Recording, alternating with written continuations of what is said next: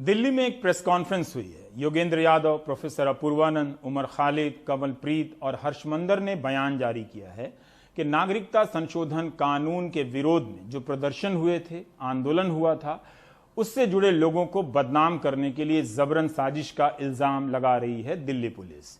इन लोगों ने अपने बयान में कहा है कि साजिश की जांच हो रही है या जांच ही अपने आप में साजिश है। आरोप लगाया गया है कि दिल्ली पुलिस नागरिकता संशोधन कानून के विरोध में हुए आंदोलन में शामिल लोगों को दिल्ली दंगों के मामले में जबरन फंसा रही है। 6 महीने से पुलिस इन आंदोलन से जुड़े लोगों को परेशान कर रही है। लंबे समय तक पूछताछ के लिए बिठा लेती है, जेल में डाल देती है, उन पर आतंक विरोधी कानून की धाराएं लगा देती हैं। बिना किसी आधिकारिक चार्जशीट के कई हफ्तों से लोग जेल में बंद हैं, जबकि हिंसा की बात करने वाले बीजेपी के नेताओं के खिलाफ पुलिस को कुछ भी नजर नहीं आया।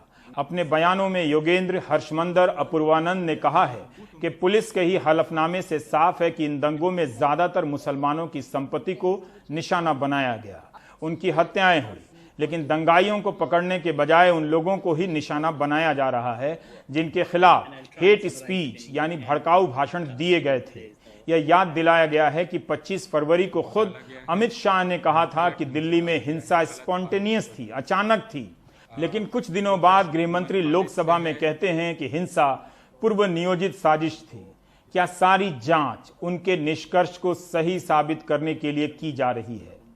भारत का संविधान जिनको कुछ अधिकार देता है और हम वैसे नागरिक हैं जो पिछले वर्ष भारत में जो एक नया कानून बना नागरिकता का, जो नागरिकता में समानता के सिद्धांत को अस्वीकार करता था और नागरिकता के धर्मनिरपेक्ष आधार पर आघात करता था, उस कानून का विरोध और उस कानून की आलोचना हम सब ने खुलकर की है, लिखकर और बोलकर।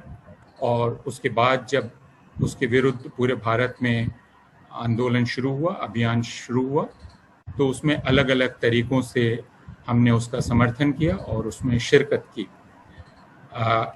आज इस प्रेस कॉन्फ्रेंस को करने की ज़रूरत हमें इसलिए महसूस हुई कि हमने 2 रोज़ पहले श्री डॉक्टर उमर खालिद का एक बयान पढ़ा जो काफ़ी चिंता पैदा करने वाला बयान है।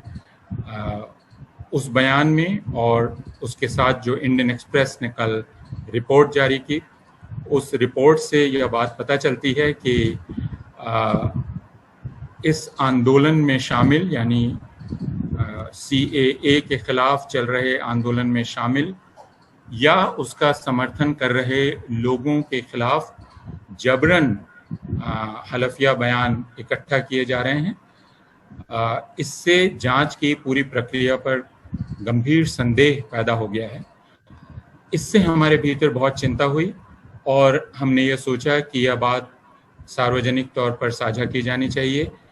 और जिस प्रकार फरवरी में दिल्ली में जो हिंसा हुई थी, जिस हिंसा में 53 लोग मारे गए थे, 13 हिंदू और 40 मुसलमान, सैकड़ों लोगों के घर बर्बाद हो गए और उनके जो व्यापारिक प्रतिष्ठान थे, व्यावसायिक प्रतिष्ठान थे, वो नष्ट कर दिए गए। कई मस्जिदें बर्बाद कर दी गई, तबाह कर दी गई।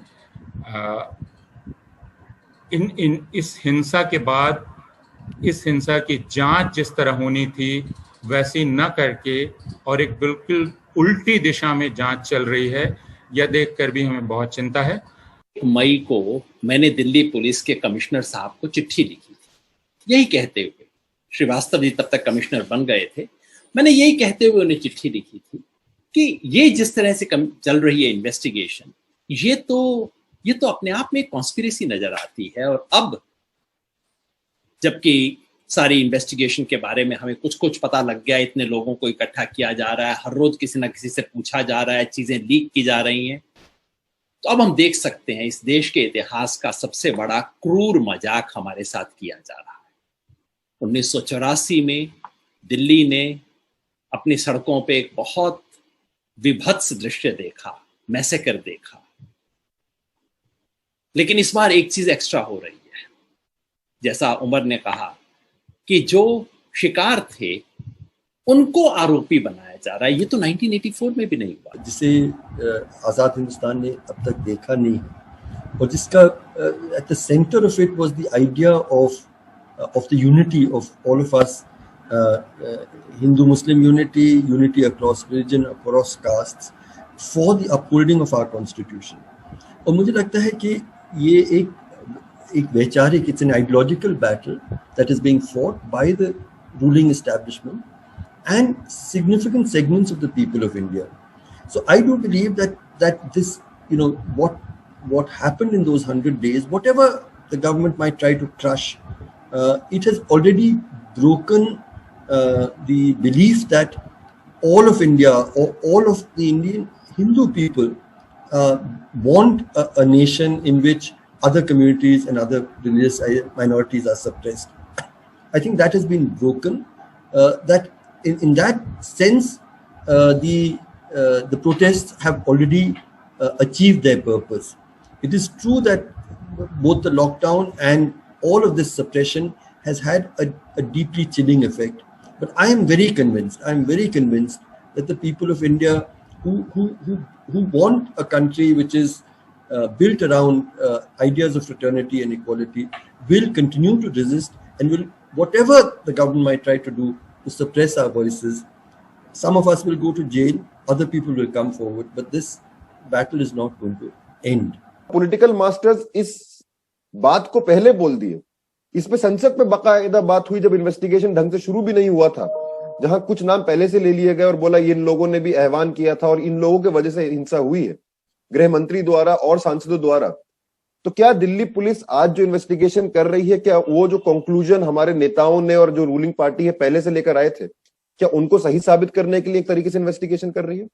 ये सारी चीजें मेजरली डराने के लिए हैं, ये सब लोगों को चुप करा देने के लिए हैं, शांत करा देने के लिए हैं। ये जो प्रोटेस्ट इस चीज के लिए शुरू हुआ था, जो पूरा मूवमेंट था, एक डेमोक्रेटिक मूवमेंट था सीए, एनआरसी, एनपीआर के खिलाफ, वो मूवमेंट के बारे में भी लोग अब बात ना करें। बात करने से 100 बार पहले सोचे, या सरकार को किसी भी चीज के लिए क्रिटिसाइज करने से पहले सब लोग पहले सोचें कि अगर हम अब बोलेंगे तो शायद हमारे साथ ये सब हो सकता है।